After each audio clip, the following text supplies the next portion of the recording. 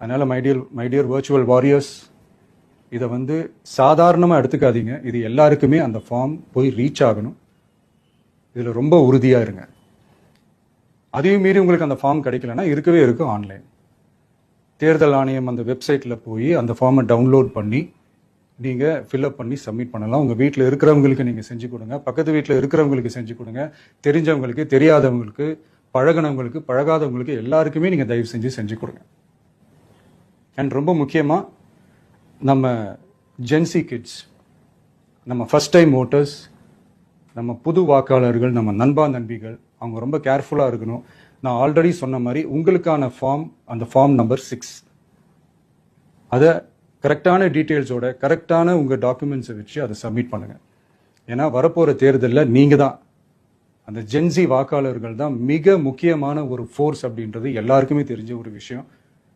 அதனால் உங்களை டிஸ்டர்ப் பண்ணுறதுக்கு, உங்கள் பேரை அதில் இன்க்ளூட் பண்ணாமல் செய்கிறதுக்கு என்னென்ன வேலைகள் செய்யணுமோ, என்னென்ன தில்லுமுள்ளு வேலைகள் செய்யணுமோ எல்லாமே அவங்க செய்வாங்க. இது நமக்கு எல்லா திசையிலையும் எல்லா பிரச்சனைகள் கொடுத்துட்டு தானே இருக்கிறாங்க. அது டிஃபால்ட்டாக நடந்துட்டு தான் இருக்கும், அது ஒன்றும் பண்ண முடியாது. ஸோ அந்த மாதிரி ஓட்டு போடுற விஷயத்துலையும் அவங்க என்ன உத்தமராக மாறவா போகிறாங்க? நான் சில மீட்டிங்ஸ்லலாம் ரிப்பீட்டடாக ஒரு விஷயம் நான் சொல்கிறேன்ல, 2 பேருக்கு நடுவில் தான் போட்டி அப்படின்ட்டு. அது மேடைக்கு மேடை அவங்க அதை ப்ரூவ் பண்ணிட்டு இருக்கிறாங்க. அதனால் தோழர்களே, வரப்போகிற தேர்தலில் நம்ம யாருன்னு காட்டணும், நம்ம பலம் என்னன்னு காட்டணும். அதுக்காக அந்த பலமான, அந்த பவர்ஃபுல்லான ஆயுதத்தை நம்ம கையில் எடுக்கணும். அந்த ஆயுதம் வேற எதுவுமே இல்லை, ஓட்டு, வாக்கு, ஜனநாயகம். அது இருந்தால் தான் நம்ம அந்த வெற்றியை நோக்கியே நம்மளால பயணிக்க முடியும். தமிழ்நாடே அந்த வாக்குச்சாவடி முன்னாடி திரண்டு நிற்கணும்.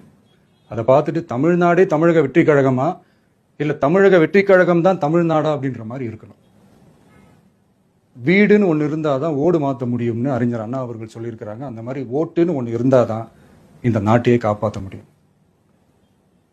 அப்புறம் இன்னொரு முக்கியமான விஷயம், அந்த எனிமரேஷன் ஃபார்ம் நீங்கள் ஆன்லைனில் நீங்கள் ஃபில்அப் பண்ணும்போது அதில் ஒரு சில ப்ராப்ளம்ஸ் வரதுக்கு வாய்ப்பு இருக்குது. அது உங்களுடைய ஓட்டர் ஐடியில் இருக்கிற உங்கள் பேரும், ஆதார் கார்டில் இருக்கிற பேரும், அந்த ஸ்பெல்லிங், இனிஷியல்ஸ் எல்லாமே ஒரே மாதிரி இருந்தால் தான் அது அக்செப்ட் ஆகும், இல்லைன்னா அக்செப்ட் ஆகாது. அது கொஞ்சம் கேர்ஃபுல்லாக பண்ணுங்கள். அது கொஞ்சம் யூசர் ஃப்ரெண்ட்லியாக இருக்கலாமேன்னு கேட்டதுக்கு அதெல்லாம் முடியாது, அதுக்கெல்லாம் வாய்ப்பு இல்லை, அதுக்கெல்லாம் ஆளுங்க இல்லை, பண்ண முடியாதுன்னு ரிப்ளை பண்ணிட்டாங்க. ஸோ அதனால் மை டியர் டிவிகே தோழர்களே, மை டியர் ஜென்சி படை பலமே, உஷாராக இருங்க, கான்ஃபிடென்ட்டாக இருங்க, நல்லதே நடக்கும், வெற்றி நிச்சயம். மீண்டும் சந்திக்கும் வரை நன்றி, வணக்கம்.